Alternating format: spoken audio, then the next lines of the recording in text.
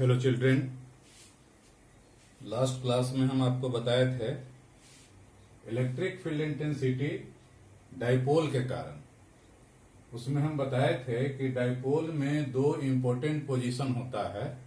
एक को कहते हैं एक्सियल पोजीशन, दूसरे को कहते हैं इक्वेटोरियल पोजीशन। तो एक्सियल पोजीशन के लिए भी हम बता दिए थे इलेक्ट्रिक फील्ड इंटेंसिटी का वैल्यू, और इक्वेटोरियल पोजीशन के लिए भी हम बता दिए थे इलेक्ट्रिक फील्ड इंटेंसिटी का वैल्यू कैसे निकलता है। आज जानना है कि एक्सियल या इक्वेटोरियल के अलावे यदि कहीं पर कोई पॉइंट है इलेक्ट्रिक डाइपोल के, तब वहां पर इलेक्ट्रिक फील्ड इंटेंसिटी का वैल्यू हम कैसे निकालेंगे।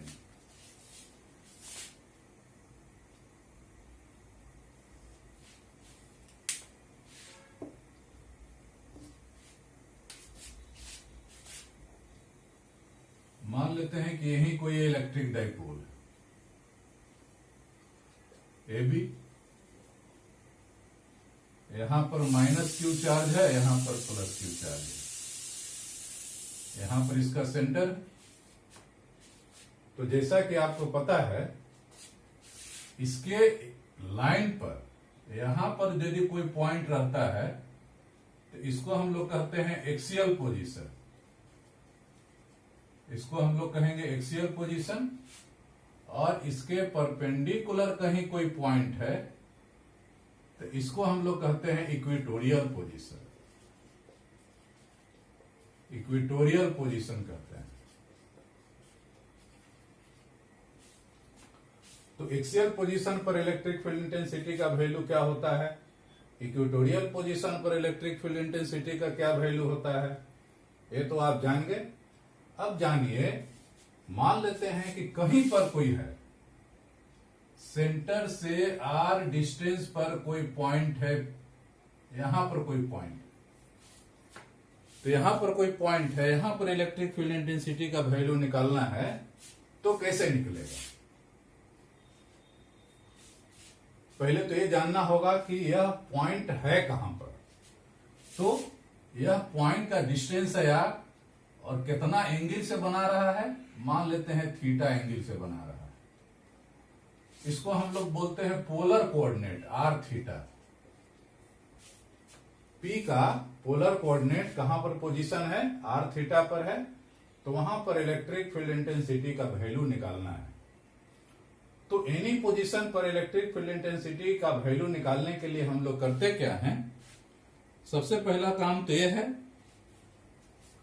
कि इसका लंबाई तो आप जानते ही हैं। मान लीजिए लेंथ ऑफ इलेक्ट्रिक डाइपोल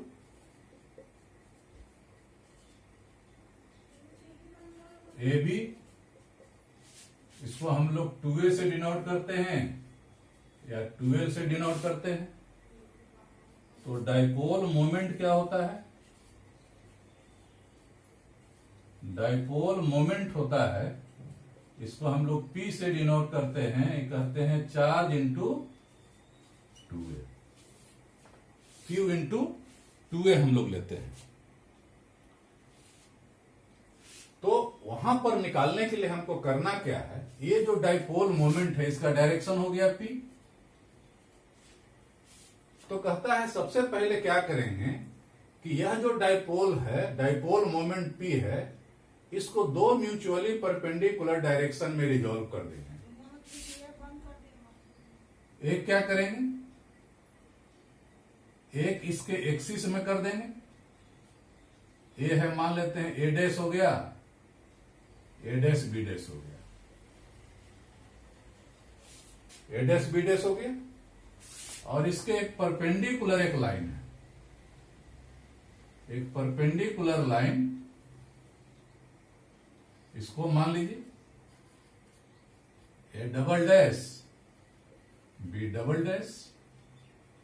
मतलब A dipole moment A B के डायरेक्शन में P है, तो इस डायरेक्शन में मान लेते हैं कि P1 हो जाएगा, इसके परपेंडिकुलर डायरेक्शन में ये P1 हो गया, ये P2 हो गया।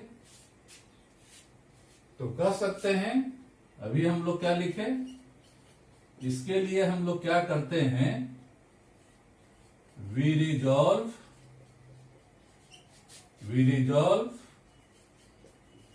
the dipole moment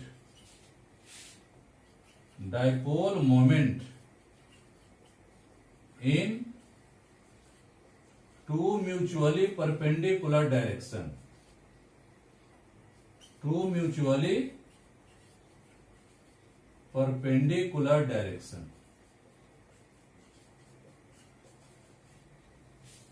दो म्यूचुअली परपेंडिकुलर डायरेक्शन में हम लोग उसको क्या किए, रिजॉल्व कर दिए। पहला क्या हो जाएगा, पहला P1 कितना हो जाएगा, ए थीटा है तो ए परपेंडिकुलर डायरेक्शन में, इधर हम ले लिए हैं क्या, ए P1, ए P है तो P1 हो जाएगा P cos थीटा हो जाएगा, P cos थीटा हो जाएगा। P cos थीटा किधर हो जाएगा, P cos theta along A dash B dash या along R P के डायरेक्शन में, और दूसरा हो गया P2 P sin theta along A double dash B double dash, इस डायरेक्शन में P2 हो गया, इस डायरेक्शन में P1 हो गया। अब हम मान लेते हैं कि ए बी जो है डाइपोल है, इसको दो भाग में हम रिजॉल्व कर दिए हैं, A dash B dash, A double dash B double dash. तो ए डैश बी डैश का ये जो पॉइंट है कहां पर हो गया, एक्सियल पोजीशन पर हो गया। ये जो पी पॉइंट है ए डैश बी डैश के एक्सियल पोजीशन पर हो गया। कह सकते हैं हियर ये जो पॉइंट है, given point P is at axial position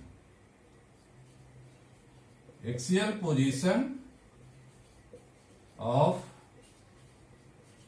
dipole A dash B dash.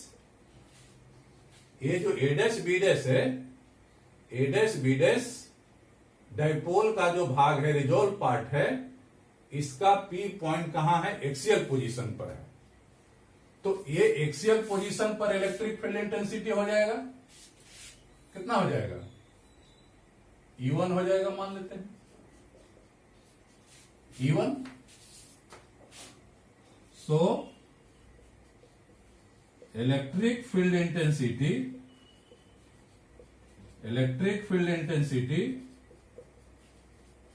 at P due to dipole A dash B dash। ये जो A dash B dash है, इसके कारण P पर इलेक्ट्रिक फील्ड इंटेंसिटी का वैल्यू एक्सियल पोजीशन पर है, तो वहां पर हो गया E1 का वैल्यू, जैसा कि आप जानते हैं 1/4 pi epsilon not 2P1 by R के पावर Q, और इसका डायरेक्शन हो जाएगा O से P की तरफ, O से P की तरफ हो जाएगा। इसी तरह जो डाइपोल को हम रिजॉल्व किए हैं परपेंडिकुलर डायरेक्शन में, A double dash B double dash, तो A double dash B double dash के ए पी पॉइंट कहां हो जाएगा, इक्वेटोरियल पोजीशन पर हो जाएगा। इसी तरह गिवन पॉइंट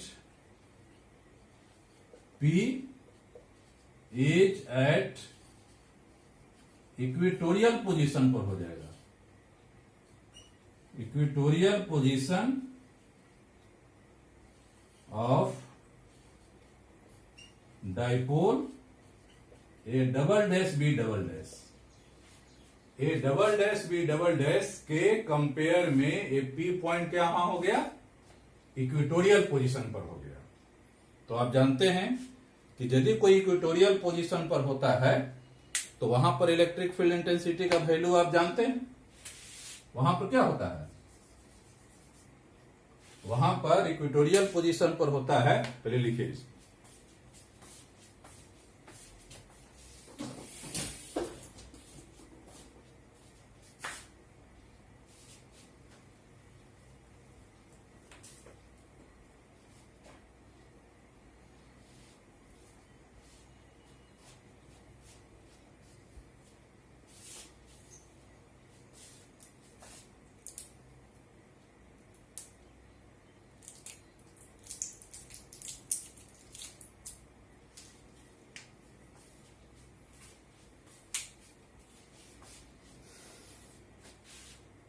देखिए,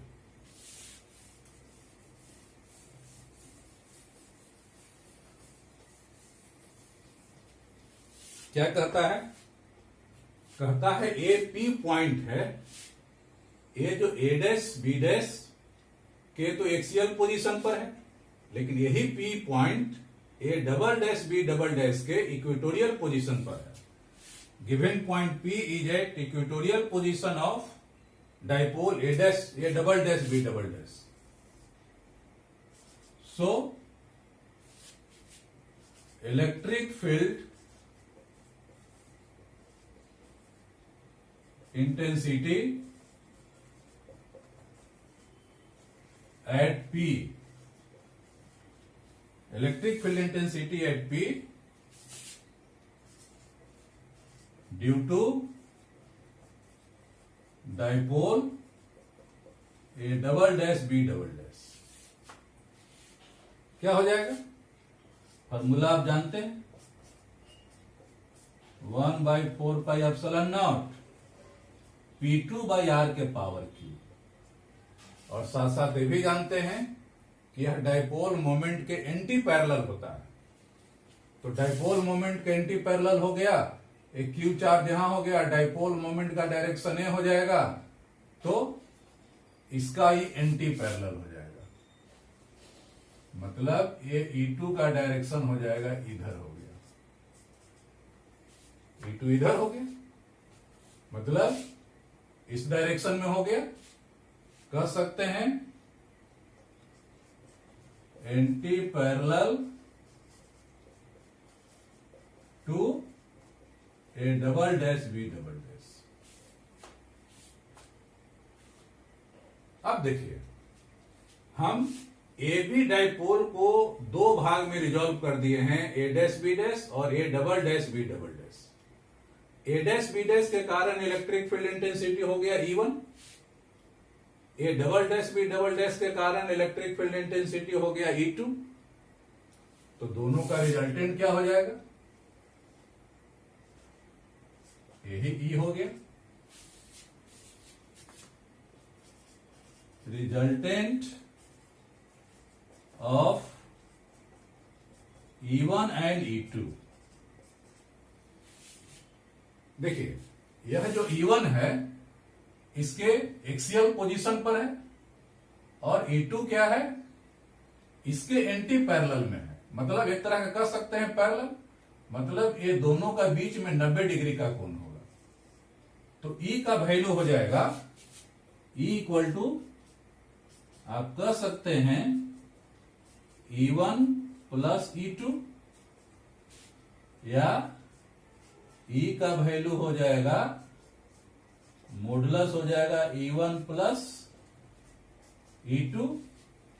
चूंकि ये दोनों एक दूसरे के परपेंडिकुलर है, तो परपेंडिकुलर है तो हम लोग लिख सकते हैं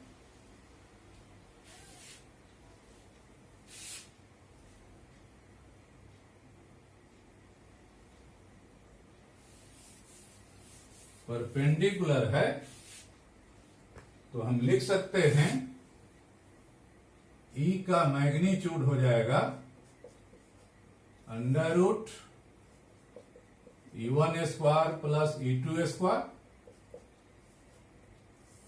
E1 का वैल्यू भर दीजिए, 1/4πε0 P2 R के पावर 3 का whole square plus axial position पर E1 हो गया. देखिए 1/4πε0 2P1 बाई RQ का whole square plus 1/4πε0 P2 by RQ का होल स्क्वायर.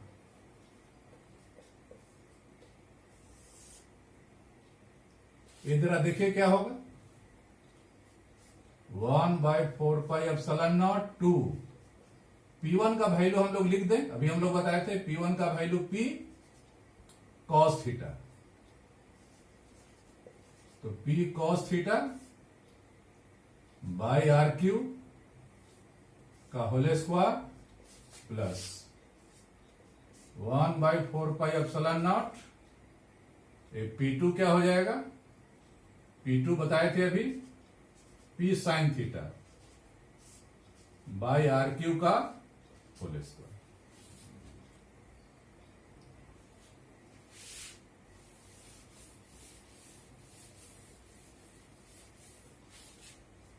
इसको सॉल्व कर दीजिए,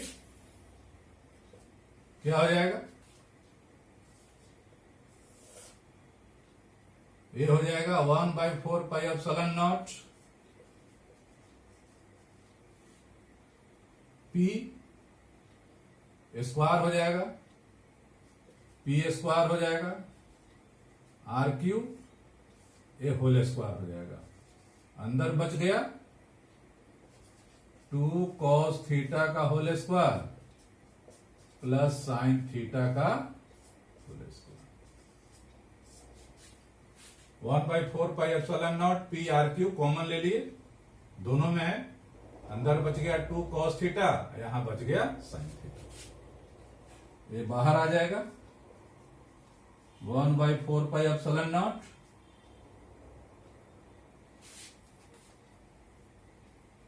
P ओनली होगा, P बाई RQ बाहर आ गया, अंदर बच गया 4 cos square theta sine square theta. Sine square theta को हम लोग लिख सकते हैं 1 माइनस cos स्क्वायर थीटा।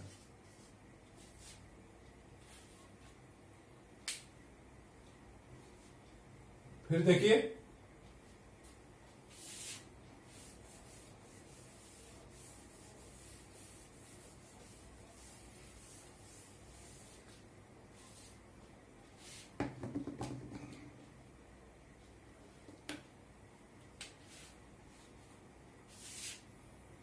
ये हो जाएगा E का मैग्नीट्यूड हो गया 1/4πε0 P by RQ, under root हो गया 4 cos square theta, 4 cos square theta plus 1 minus cos square theta, मतलब 1/4πε0 P by RQ under root 1 plus 3 cos square theta.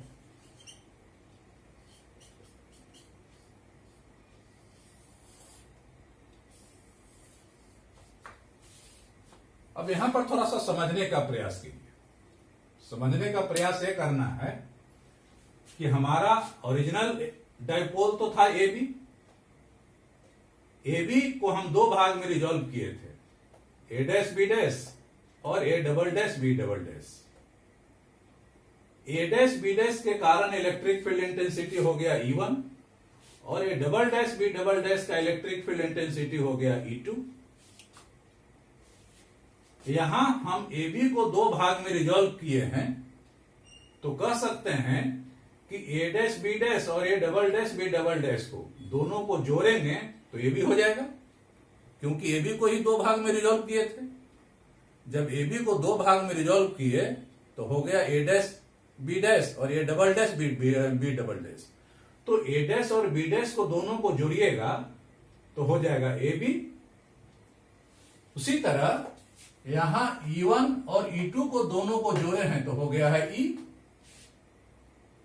इसका मतलब हुआ कि जिस तरह A डैश B डैश का इलेक्ट्रिक फील्ड इंटेंसिटी है E1, A double dash B double dash के इलेक्ट्रिक फील्ड इंटेंसिटी है E2, और ये दोनों डाइपोल का जो रिजल्टेंट है AB और ये दोनों इलेक्ट्रिक फील्ड इंटेंसिटी का है रिजल्टेंट E। इसका मतलब हुआ यह जो E है AB का इलेक्ट्रिक फील्ड इंटेंसिटी हो गया, जिसको हमको जरूरत है। This is the electric field intensity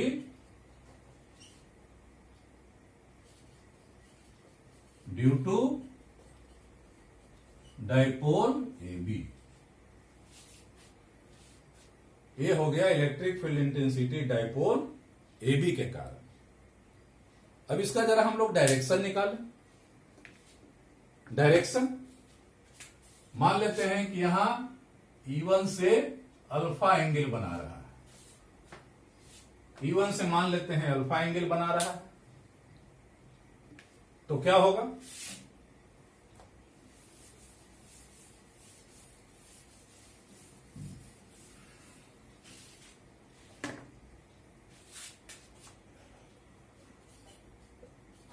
direction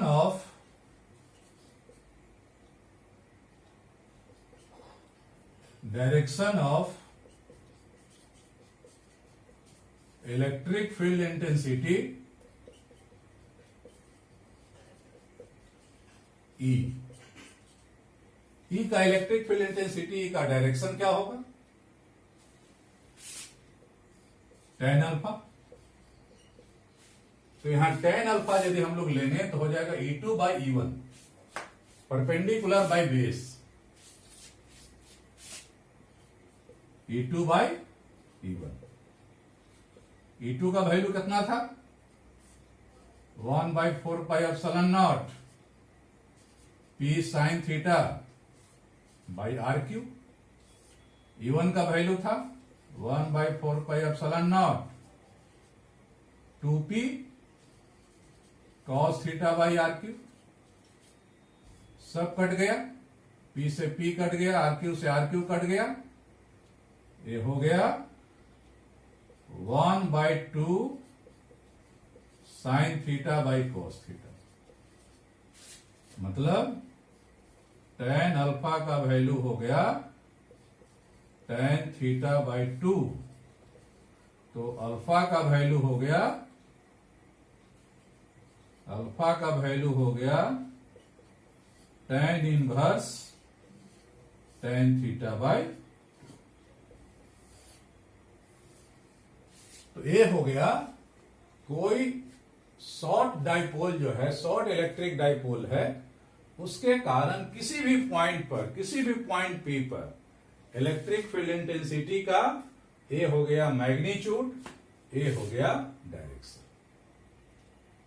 अब हम लोग चाहें तो इसका इससे भी आप निकाल सकते हैं कि यही यदि P पॉइंट यहां पर एक्सियल पोजीशन पर है तो क्या होगा, यही P पॉइंट यदि इक्वेटोरियल पोजीशन पर है तो क्या होगा, हम निकाल सकते हैं। देखिए क्या होगा।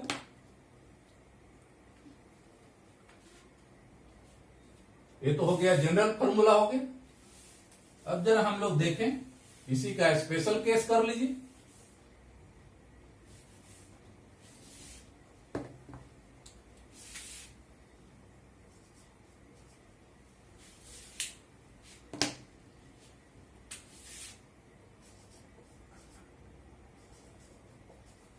Special cases 1 eight axial position.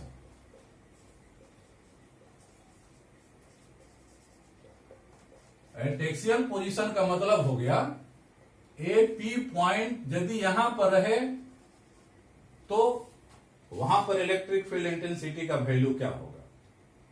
यदि ये P पॉइंट यहां पर रहता, एक्सियल पोजीशन पर रहता, तो थीटा का वैल्यू हो जाता 0। That is theta equal to हो जाएगा 0।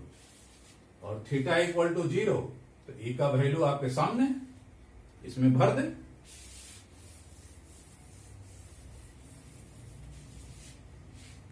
तो E का वैल्यू एक्सियल पोजीशन पर हो जाएगा 1/4 pi epsilon naught P by RQ under root 1 + 3 cos square theta. तो cos थीटा की जगह पर हम लोग 0 भर दें। 1/4 pi epsilon naught P by RQ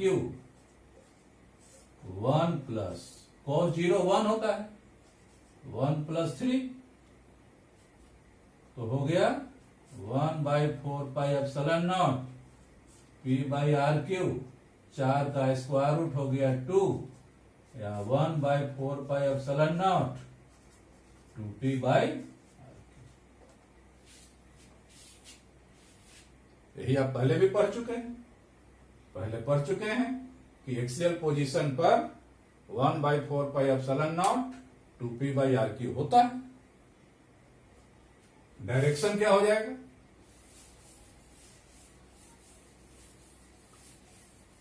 direction हो जाएगा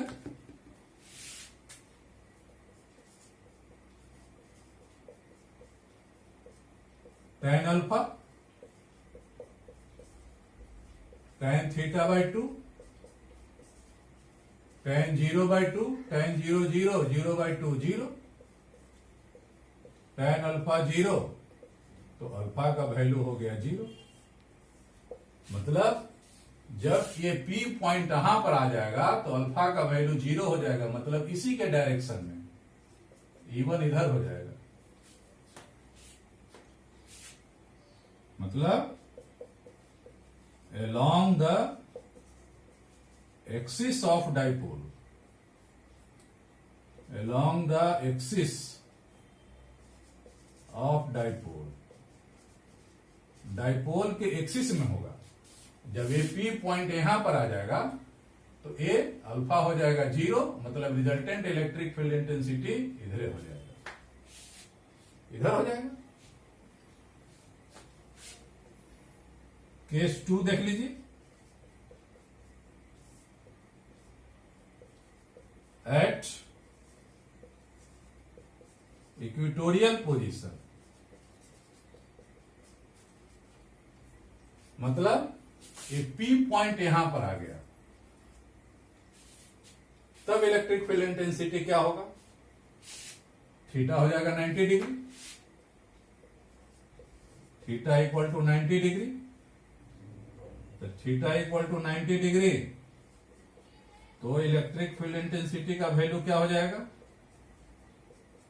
फॉर्मूला पर बैठा दीजिए, 1/4πε0 p/r³ √1 + 3 cos² 90 डिग्री,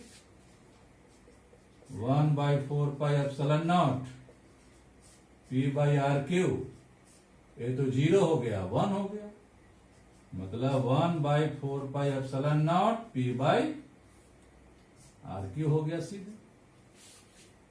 पहले भी जानते हैं कि इक्वेटर पर होता है इलेक्ट्रिक फील्ड इंटेंसिटी का वैल्यू 1/4πε0 p/r³ होता है। इसका डायरेक्शन क्या हो जाएगा? डायरेक्शन भी देख लीजिए। इसका डायरेक्शन हो जाएगा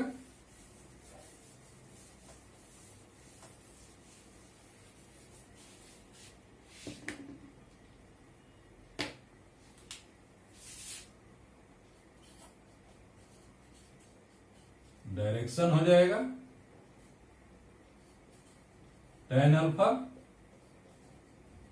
tan 90°/2 tan 90° ∞/2 ∞/2 इंफिनिटी ही लिखेंगे, तो अल्फा भी 90 डिग्री हो गया। मतलब ये P पॉइंट जब यहां आ जाएगा तो यही देखिए, ये यहां आकर के यहां सीधे सीधे यहां आ गया, तो E जो है ये अल्फा का वैल्यू हो जाएगा इस डायरेक्शन में, इधर हो गया, अल्फा हो गया। ये तो लाइन हो गया, ये आर यदि हम यहां पर लिख दें तो यही ना था, आर के डायरेक्शन ये हो गया, आई अल्फा हो गया 90 डिग्री, अल्फा हो गया 90 डिग्री। मतलब यह जब 90 डिग्री हो गया, इसका मतलब हो गया कि यह जो इलेक्ट्रिक डाइपोल है इसका एंटी पैरेलल हो गया, anti parallel to dipole length या डाइपोल मोमेंट, डाइपोल लेंथ कहिए या डाइपोल मोमेंट कहिए, डाइपोल लेंथ या डाइपोल मोमेंट के एंटी पैरेलल हो जाएगा।